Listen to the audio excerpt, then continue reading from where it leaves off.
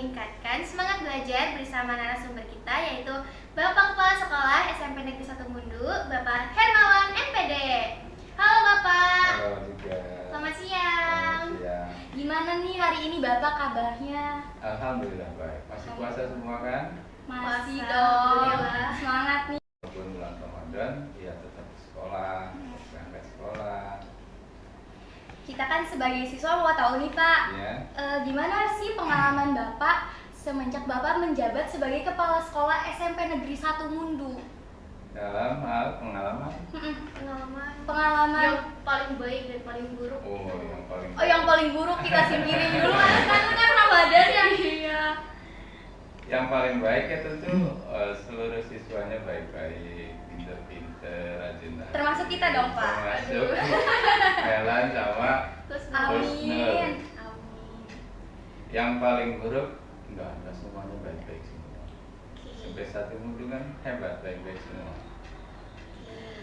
Yang kalian tahu juga sekolah kita kan udah masuk sekolah adiwiyata gitu ya Pak. Iya. Kita seharusnya patut bangga dong karena sekolah kita udah termasuk adiwiyata. Nah, cara mendagapi dan menyadari siswa-siswi di sini tuh bagaimana kan?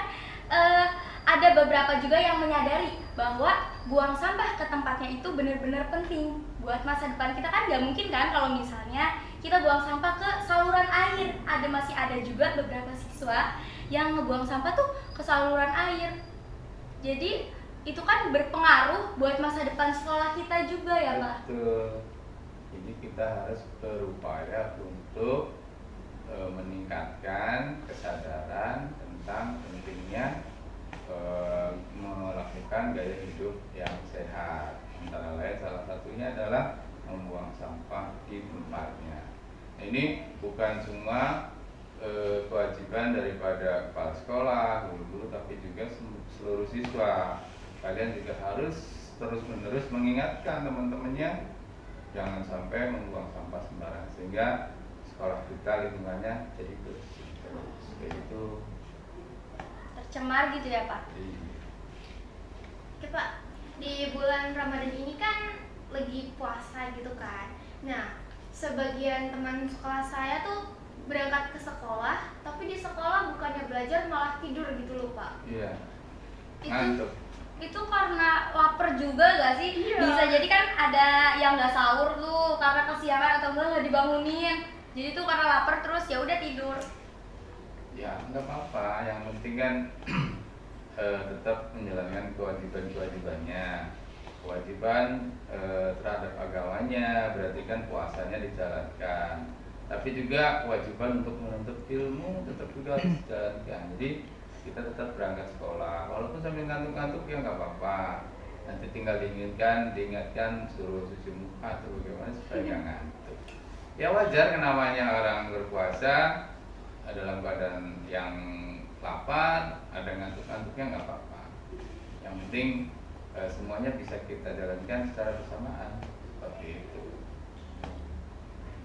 Kalian berdua puasa semua juga kan? Puasa dong, Ajir. Iya. Sekarang udah puasa keberapa? Sekarang udah puasa keberapa? Ke-12 ya? kalau 12. nggak salah. Nah, ini kan udah mau akhir pertengahan juga nih. Jadi kan anak-anak sekolah itu semangatnya nambah kurang karena udah cuacanya panas, lapar kan Pak. Nah jadi itu juga yang ngebuat mereka tuh males-malesan di sekolah. Iya.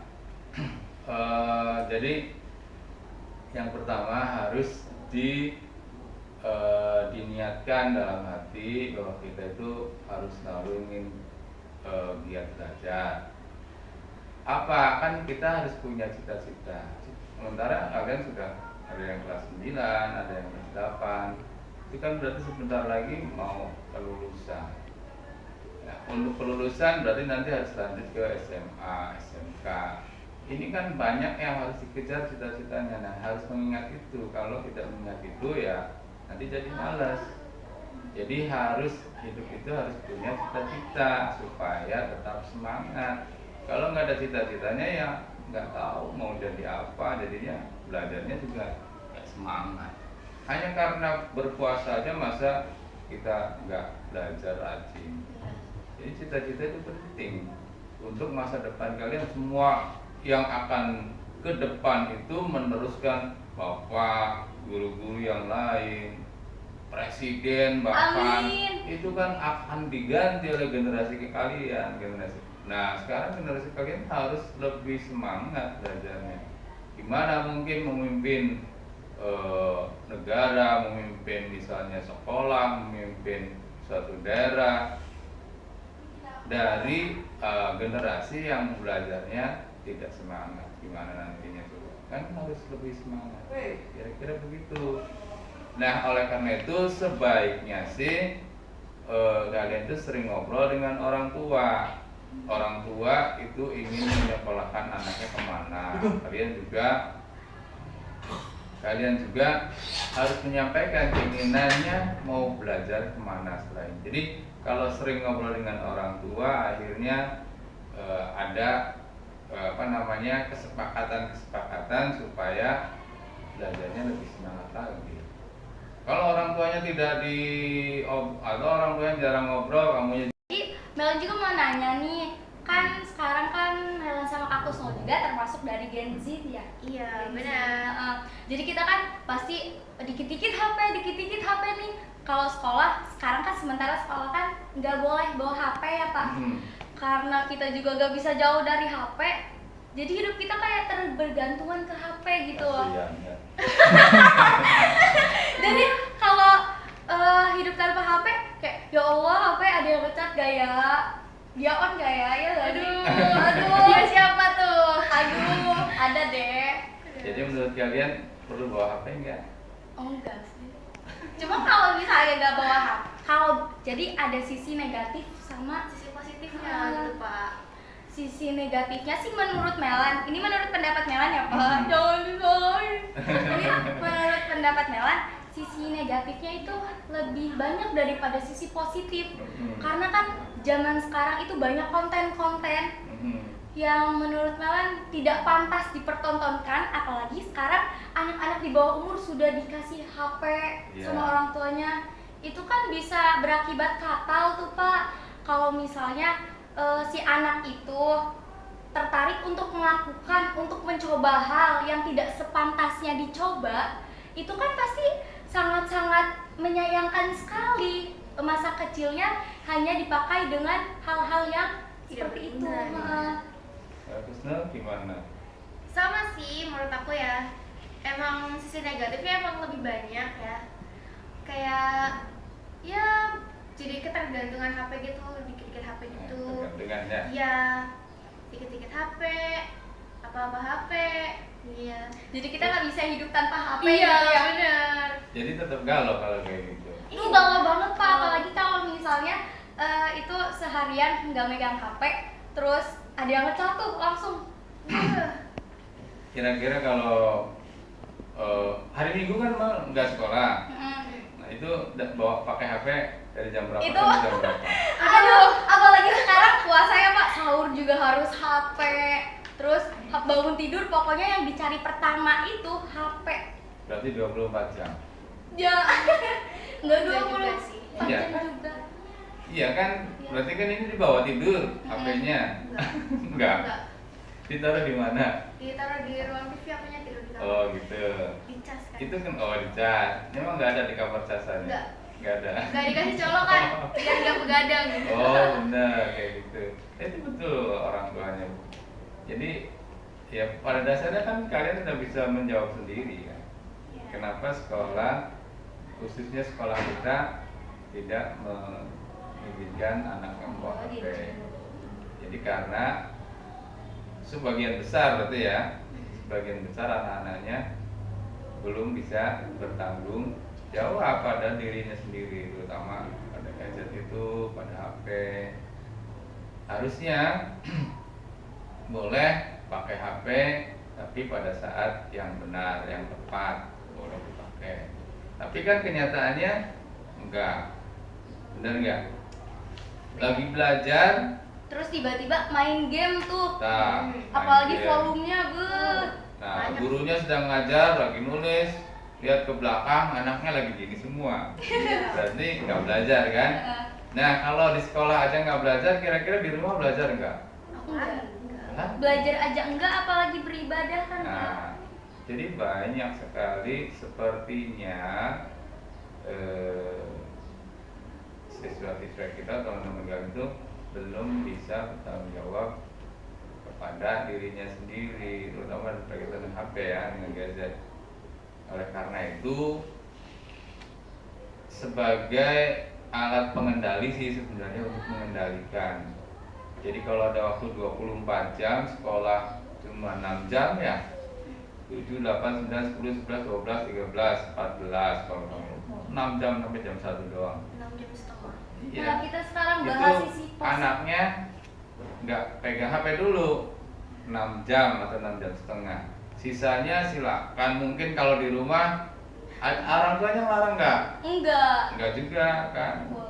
Jadi ada jedanya ketika belajar di sekolah aja nih. Jadi itu sebenarnya sih kalau anak-anaknya bisa bertanggung jawab, boleh sekolah juga, asal untuk digunakan untuk belajar. Di sini juga banyak untuk materi pelajaran dan sebagainya. Contohnya lihat Google itu kan bagus ya. Bisa untuk menambah. Tapi bukan untuk mencontek ya Google-nya. Ya tapi kawangan kita untuk mencontek. Jadi apalagi itu, sehingga udahlah kayaknya belum bisa sekolah kita sih, nggak tahu di sekolah yang lain. Sekolah kita sepertinya belum bisa dulu lah. Tapi hal positifnya, kita bahas hal positif dulu ya Ya. Kak. Sekarang kan tadi udah negatif nih, yang jelek-jeleknya, sekarang yang bagus-bagusnya.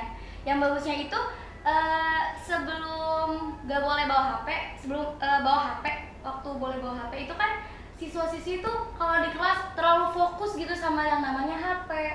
Tapi setelah HP itu udah nggak dibolehin dibawa, nah sekarang lebih banyak siswa-siswi itu deket sama temennya. Jadi HP itu dihilangkan gitu loh Pak. Betul.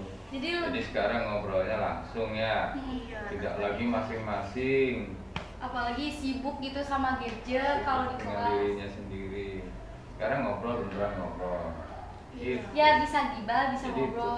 Karena kan memang perempuan kan sukanya gibah ya.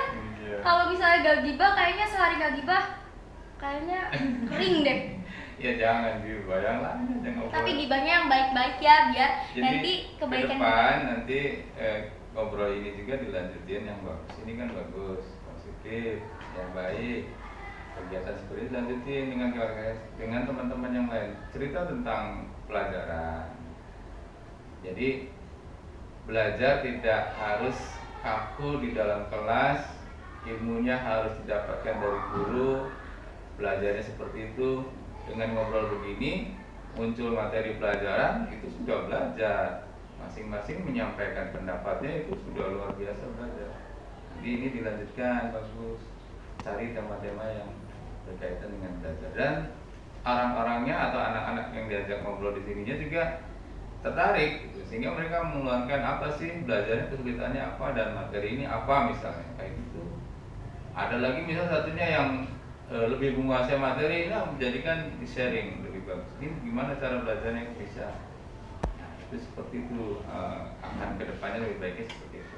Nah, Bapak mau nanyain apa nih sama kita sebagai siswa gitu ya? Bapak kan pasti pengen tahu siswanya Bapak tuh gimana sih? Yang pertama, cita-citanya dulu mau jadi apa? Aduh, kalau cita-cita udah pasti rich mommy ya Pak, banyak uang. Masya Allah, itu pasti cita-cita nomor 1. Yang pasti pengen punya banyak uang ya Pak ya. Oke, wis yang gampang, yang terdekat aja. Cita-cita atau target ke depan setelah lulus dari SMP. Melan dulu. Melan mau ke SMK 2. SMK 2 tunggu aku.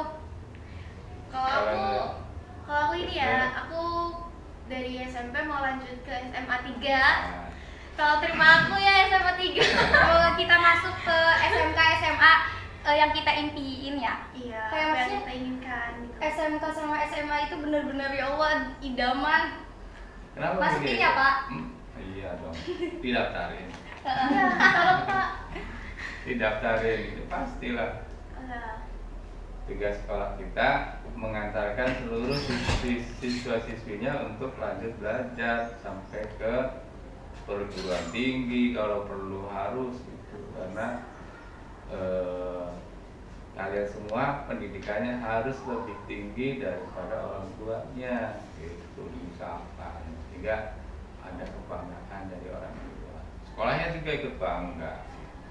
Ya kan nanti, waduh lulusan sekolah SMP Negeri 1 Mundu ada yang jadi guru nih, terus nah itu kan bener-bener bangga banget, guru, dokter, ya pasti di lulusan kita ada lah Pak. Insyaallah ya. Amin. Harusnya kita sih. Amin. Apa mau lanjut nyari cita-cita lagi? Oh, apa lagi? Apa setelah aku sih ada incer-incer ya Pak ya, setelah nanti SMP lanjut ke SMA yang tadi itu, terus mungkin nanti insya Allah mau kuliah. Nanti di kuliah aku pengen dibarengin sama ini apa namanya, kursus bahasa Jepang. Insya Allah aku pengen buat ke senang Jepang. ke Jepang, Iya. Apa jangan-jangan kita jodoh? Mela juga mau ke Jepang loh. Karena Mela masuk SMK 2 tertarik ke Jepang. Aku juga sama. Supaya karena kenapa? Supaya nanti kalau misalnya dapat jodoh orang Jepang, nanti biar banyak uangnya, biar nanti anaknya turunan orang Jepang, kan nanti Bastran tuh kan nanti cakep. Mikirin anak dia. Enggak, maksudnya bukan mikirin anak, tapi kan kalau orang Jepang. Berarti mikir udah jauh ya? Iya. Sampai Harus Iya, mikir nggak jauh apa-apa. sampai ke depannya. Tuh. Biar ada inceran gitu kan, biar makin semangat lagi belajarnya gitu Iya. kan. Kalau nggak di Betul. Jepang di sini aja sih kayaknya. Iya di sini juga nggak apa-apa. Minimal keyakinan. Aduh. Ya. Kok kita jadi bahas jodoh? Iya ya. Ini, Iya ini gak nyambung. udah gak nyambung lagi ya. Kita balik ke topik awal. Kak Kusno mau nanyain apa nih ke Bapak? Kan ini first time kita nih, kita suatu kebanggaan bagi kita bisa ngobrol terang-terangan gitu di depan Bapak langsung. Mewakili teman-temannya. Ya apa ya? Aku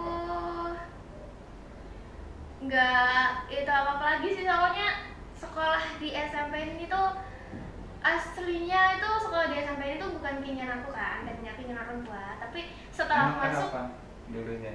dulunya pengennya ke SMP 3 cuma kejauhan gitu kan, terus kata orang tua yang deket aja dulu, jadi ya udah di sini kan. Nah awalnya kan itu kemauan orang tua, tapi setelah masuk sini aku jadi kayak senang banget punya banyak teman yang baik-baik gitu, gurunya juga baik-baik gitu kan. Jadi kayak kalau nggak masuk sekolah sini kayaknya nggak bakal kayak gini gitu hidup aku gitu loh Pak. Terus gimana? Sekolahnya menurut lu gimana? Menurut aku Sekolahnya di sini pas tuh. awal masuk sih kayak masih nggak terlalu ini ya. Deg-degan gitu ya namanya, juga baru masuk gak Enggak, teman gitu. pas waktu aku masuk itu kan masih COVID kan, jadi kayak nggak ke belakang ke sini. Dulu aku ngiranya cuma satu petak doang tahu Pak sekolah itu, tapi ternyata masih luas lagi ke belakang kan, masih luas banget, bisa dijadiin lapangan juga kan.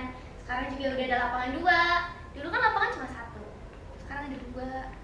Usaha udah makin bagus, jadi kayak Fasilitas juga ada bagus. makin lengkap. Iya benar. Nah, Bagus jadi banget, Pak. sekolah berkeinginan menyiapkan berbagai macam prasarana buat Pokoknya yang siswanya. terbaik gitu buat Iya. siswa ya. Jadi kalau prasarannya baik, belajarnya harusnya jadi lebih baik itu. Jadi kita menyiapkan semuanya dari guru-gurunya sampai prasarana yang terbaik, sehingga siswanya menghasilkan siswa yang terbaik dari SMP 1 Mundu kayak gitu. Cukupkan dulu podcast hari ini, tunggu lagi podcast kita Selanjutnya dadah. Assalamualaikum warahmatullahi wabarakatuh. Waalaikumsalam.